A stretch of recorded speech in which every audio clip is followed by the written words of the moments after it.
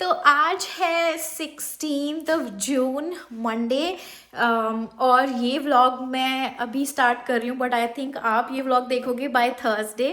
और मैं बहुत एक्साइटेड हूँ इस व्लॉग के लिए, क्योंकि मैं अभी अभी घर आई हूँ अपने ड्राइव टेस्ट से।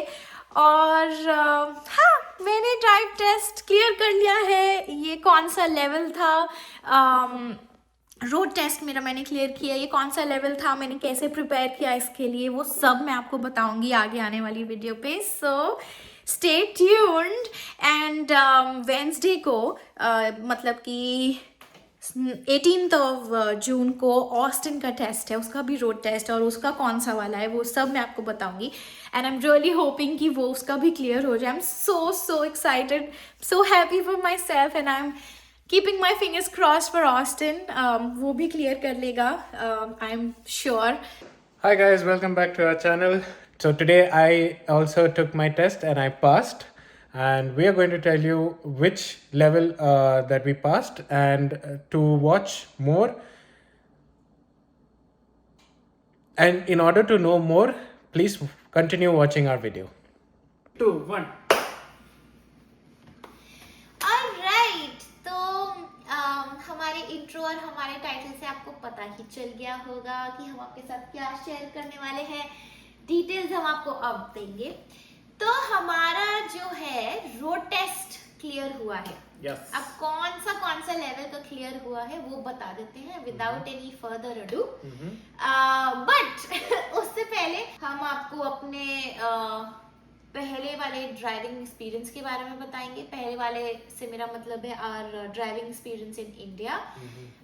हमने क्या क्या किया यहाँ पे रोड टेस्ट क्लियर करने के लिए, टाइमलाइन लगभग क्या रहा।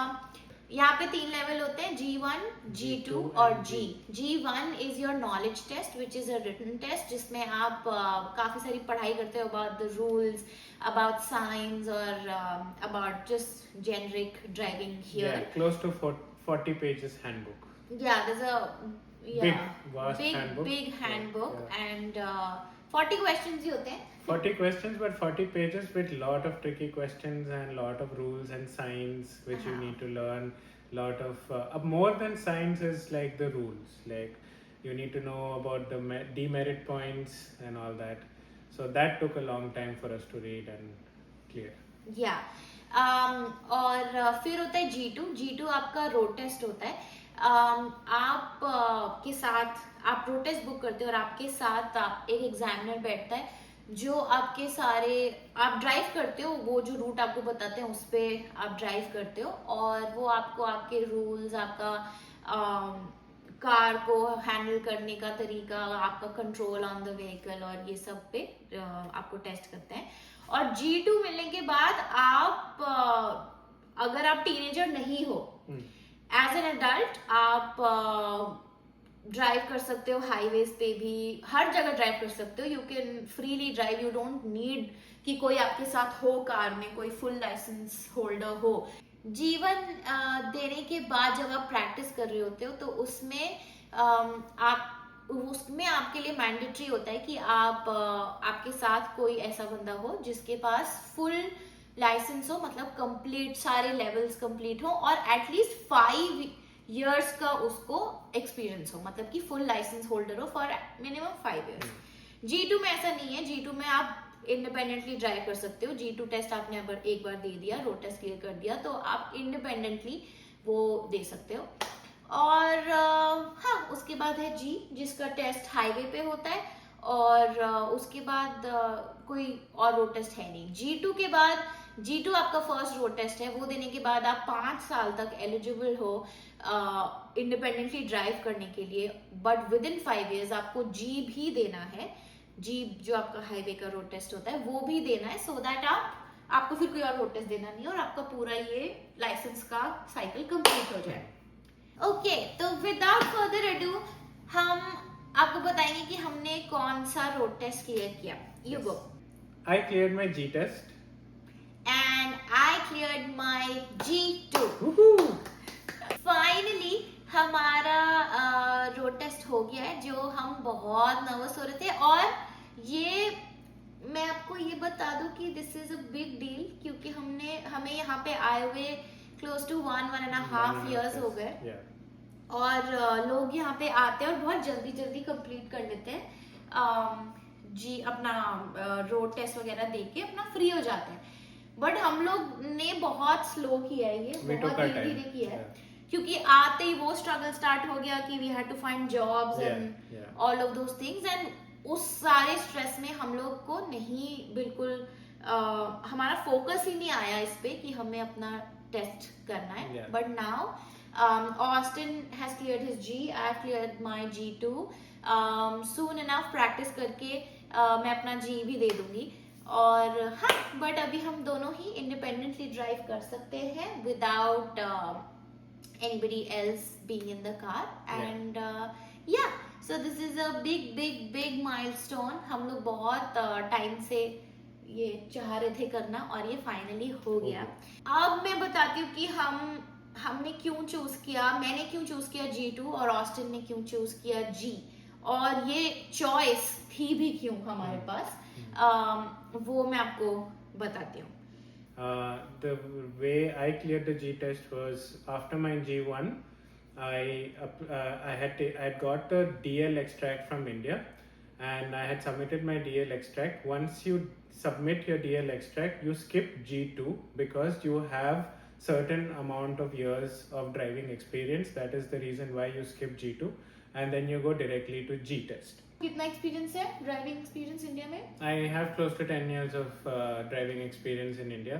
So that actually helps when you come here. And if you have the driving license extract, that helps you skip one level and you can directly go and give your G test. But there is one condition that you get only one attempt to clear it. If you don't clear it in one attempt, then you go back to G2, and then you have to clear your G2 and then give your G. फिर वो same process. मेरे पास भी मेरा driving licence extract था, but मेरा experience India में इतना है नहीं। यहाँ पे शिफ्ट होने से पहले ही रिसेंट ही मैंने अपना लाइसेंस इंडिया में लिया था, और मैंने बहुत कम गाड़ी चलाई है, और वो भी अपने घर के आसपास चलाई है, और बिल्कुल ही बहुत ही कम बार चलाई है, मतलब तो मुझे इतना एक्सपीरियंस था नहीं। Honestly as per the paper work मैं ये अपना लाइसेंस एक्सट्रैक्ट लगा सकती थी, क्योंकि यहाँ पे minimum of 2 years experience from your home country मांगते हैं।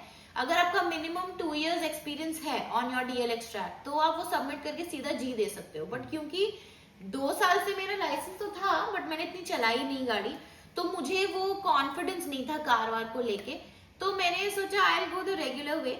और अभी भी मैं ऐसे कर सकती हूँ कि G2 क्लियर हो गया है, अभी भी अगर मुझे कॉन्फिडेंस जल्दी आता है और मैं जो चला लेती हूँ, I feel confident enough to give another road test for G, तो मैं उसके लिए कर सकती हूँ अभी भी सबमिट करके अपना DL एक्सट्रैक्ट। हाँ, तो इसलिए मैंने चूज किया G2 और ऑस्टिन ने किया G, और फाइनली वो क्लियर भी हो गया। That's also because we were contemplating if I should be giving G2 also, because it's a new country. It's a new side of driving. It's first of all left-hand side, and we are not used to that because India is right-hand driving. So we discussed, and then when we actually spoke to a driving instructor, the driving instructor actually helped us, and he said that let's go for a drive first, and then he will gauge and let us know like which test to appear. Yeah, and that brings me to हमने कैसे prepare किया। हम actually driving instructors ढूंढे आसपास, और आपके भी अगर आप कनाडा में हो और आप भी अपना लाइसेंस लेना चाहते हो, रोड टेस्ट देना चाहते हो, तो आपके भी आसपास एरिया में कोई तो होगा बहुत फेमस इंस्ट्रक्टर। हमें भी काफी अच्छे इंस्ट्रक्टर मिले, और उन्होंने हमें यही सजेस्ट किया कि एक क्लास करते हैं और देखते हैं कि how we feeling about it, and he can also assess कि हम कौन से लेवल पे ज्यादा सूट करेंगे। एंड आई मीन हमारे हिसाब से वही हुआ कि पहले मुझे भी यही लगा था कि शायद मुझे G2 करना चाहिए, बट क्योंकि आई वाज होपिंग कि एक ही टेस्ट देना पड़े, 2 रोड टेस्ट ना देने पड़े, तो मैं सीधा ही G दे दूं। बट देन एक बार गाड़ी चलाने के बाद उन्होंने बोला, क्योंकि I was a little new with controlling the car and everything, तो उन्होंने बोला G2 दो। एंड ऑल्सो सब कुछ स्क्रैच से सीखा। हमने उनके साथ बहुत सारी क्लासेस करी, ये पेड क्लासेस होती थी 45 to 50 मिनट्स की, घर से पिक करते थे, घर पे ड्रॉप करते थे, और सब कुछ। Yeah, we drive around the city, residential area, main roads, understanding signals, left turn, right turn, 3-point turns, parking, parallel parking, reverse parking, ये सारी चीजें उन्होंने हमें कराई और बहुत प्रैक्टिस करी। और जब तक हमें तसल्ली नहीं हो गई, we kept doing classes. Of course थोड़ा महंगा तो पड़ता है क्योंकि पर क्लास पे करना पड़ता है, बट हमने तब तक प्रैक्टिस करी जब तक हमें थोड़ा कॉन्फिडेंस नहीं आ गया। उसके बाद और वैसे ही ऑस्टिन ने प्रैक्टिस किया, वो आपको रूट पे भी लेके जाते हैं जो आपका टेस्ट रूट होता है, क्योंकि इन इंस्ट्रक्टर्स को अच्छे से पता है कि क्या टेस्ट होने वाला है। And our instructor was really good. He just did not tell us things to pass, but to be a good driver actually. And अब hopefully हम उसको कंटिन्यू करेंगे, कोशिश करेंगे पूरी कि हम अच्छे से सेफली चलाएं बिल्कुल। और हाँ, हम ये बताना तो भूल ही गए कि हम ओंटारियो में हैं। यहाँ प्रोविंसेस के हिसाब से भी चीजें बदलती हैं, रूल्स बदलते हैं, तो आप जिस प्रोविंस में आप उस हिसाब से देखना। बाकी हमारा Ontario is a little more stricter in terms of road tests. You basically have to clear 3 levels. अगर टेस्ट एक्सपीरियंस की बात करें तो क्लियर हो गया तो अच्छा ही था। बट हाँ, पहले हमने आसपास से बहुत सुना था, फैमिली से और कुछ फ्रेंड्स से, कुछ कॉलीग से सुना था कि अगर एग्जामिनर अगर आपका ऐसे आ जाए कि उसका मूड खराब है तो आपको फेल कर देगा। तो ये सब सुन के हमें बहुत डर लग रहा था, बट हमारे एक्सपीरियंस में ऐसा नहीं हुआ। हम लोग बहुत ज्यादा डरे हुए थे, हमने अपने घर वालों को भी नहीं बताया था। हम प्रैक्टिस कर रहे थे, बट हमने लिटरली बताया ही नहीं कि हमने टेस्ट भी बुक कर दिया और हम टेस्ट देने वाले हैं, क्योंकि ना हम इतना नर्वस थे। एक तो it became really important for us to give this test to have the license, क्योंकि आपने 50,000 बार सुना होगा और ये बात सच है कि यहाँ पे कार होना, लाइसेंस होना बहुत जरूरी है, क्योंकि पब्लिक ट्रांसपोर्ट इतना सॉर्टेड नहीं है, स्पेशली गोइंग टू वर्क। थोड़ा एक वो फ्रीडम मिलता है यार, एक वो इंडिपेंडेंस मिलता है। कार वार भी आ जाएगी, अब लाइसेंस आ गया तो वो भी आ जाएगी, आएगी जब बता देंगे आपको। बट हाँ, तो ये हमने सुना था और इसके चक्कर में ना हम बहुत नर्वस हो रहे थे। ऐसा नहीं कि हर टेस्ट के लिए हम नर्वस होते हैं, but there was a lot riding on it. So we really wanted it. It was like a big one of the major things in our checklist of moving to a new country. So anyway, तो ये हमारा मतलब हमने बहुत सुना कि बहुत ही ऐसे डरावना सा टेस्ट होता है and all of that, but जब टेस्ट से पहले मैंने अपने इंस्ट्रक्टर से पूछा, अपने ट्रेनर से पूछा कि ऐसे होता है क्या, कि बहुत, तो उसने बोला नहीं, जस्ट रिमेम्बर कि कैसे ढंग से ड्राइव करना है, just drive properly and they don't have any reason to be mad at you और व्हाटएवर। और अगर कुछ लोग खुद से ही परेशान है, मैड है, तो छोड़ो, कोई बात नहीं, वो तब की तब है। So दोनों ही चीजें हुई। We were also very careful. We followed everything exactly how we were taught. We were careful. We were driving safe. और examiners भी हमारे ठीक ठाक आ गए। मैं अपने एक्सपीरियंस से शुरू करती हूँ, फिर you go ahead. मैं जब वहां पहुंची, मैंने टेस्ट वाले दिन मैंने सुबह मेरे इंस्ट्रक्टर ने मुझे 1 घंटे पहले, टेस्ट से 1-1.5 घंटे पहले पिक कर लिया था, और हमने पहले बहुत गाड़ी चलाई, फिर जाके ड्राइव टेस्ट का जो पार्किंग लॉट है वहां पे जाके खड़े हो गए। We went inside, we got our token and then we waited in the car. मेरा टेस्ट एक्चुअली आधे घंटे पहले शुरू हो गया और सुबह था, 9:50 का मेरा टेस्ट था, बट 9:20 शुरू हो गया क्योंकि दे हैड अ कैंसिलेशन। वो आते हैं आपका लाइसेंस, जो आपका G1 रिटन टेस्ट के बाद जो आपका आता है, नॉलेज टेस्ट के बाद, वो चेक करते हैं, नाम पूछते हैं, डेट ऑफ बर्थ पूछते हैं, वेरीफाई करते हैं, कार का चेक करते हैं, सिग्नल्स वगैरह डालने को बोलते हैं, आगे पीछे का ब्रेक जब आप प्रेस करते हो तो लाइट वाइट सब कुछ चेक करते हैं, फिर वो आपके साथ बैठते हैं and then they start telling you कि take left, take right, change lane when safe to do so and all of those things, and they tell you to, फिर जाते हैं they tell you to parallel park, reverse park, 3-point turn, all of those things. So yeah, mostly I mean लगभग ऐसे 15-20 minutes में test खत्म हो जाता है। वो 15-20 मिनट्स के लिए आप घबरा रहे होते हो। So हाँ, I came back and मेरे एग्जामिनर ने मुझे बोला, she said that I did really well and she literally had no feedback for me except that कुछ जगह पे मैं slow थी because I was being cautious and she understood that and she said with practice मैं बहुत slow नहीं होंगी. So yeah, मेरा एक्सपीरियंस ऐसा था, अच्छा था. सुबह का टाइम था और थोड़ा सा भीड़ वाला टाइम था, 9:20 9:30 AM, बट हो गया manage. You go. So like how she was, she started like 2 hours before her test to drive. Even the same way my instructor also told me like to come like 2 hours, so he picked me up. The first thing, because I was very nervous for my test, the first thing I did was drive on the wrong side of the road, and that was a big mistake. Mine was half an hour late because it started raining and we did not have a lot of instructors around. And when the driving examiner sat, then he took me to the highway. So G test is mainly to check if you can drive well on the highway in a certain speed. And there are different speed that you drive on a highway, starting from 70 to 110 to 150. So they ask you if you have any experience of driving on the highway. So you are practicing with the instructor. So I had like quite a few experience of driving in the highway, around close to 20 times. So that's the minimum limit of driving on the highway. Actually check how you merge with different lanes, and if your speed is constant, and you're not supposed to slow down on the highway because there are cars coming from behind and that could cause a lot of accidents. So you have to drive on a constant speed. I was like, while driving in India, we are not very used to blind spots, like looking over our shoulders to see if there are any vehicles or pedestrians or cyclists. So that was something which I learned out here and unlearned what I had learned in India.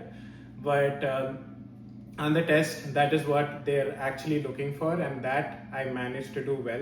When I was appearing for my test, it started raining heavily and it was really difficult for me to see on the side mirrors. Thankfully, the blind spot helped. That's about it. If you have some stories about your Driving experience, your road test experience and stuff like that, then share. And we are very excited क्योंकि ये बहुत ही एक बड़ा weight is lifted from our shoulders. Yes. And yeah, we're very very very excited that finally this is done.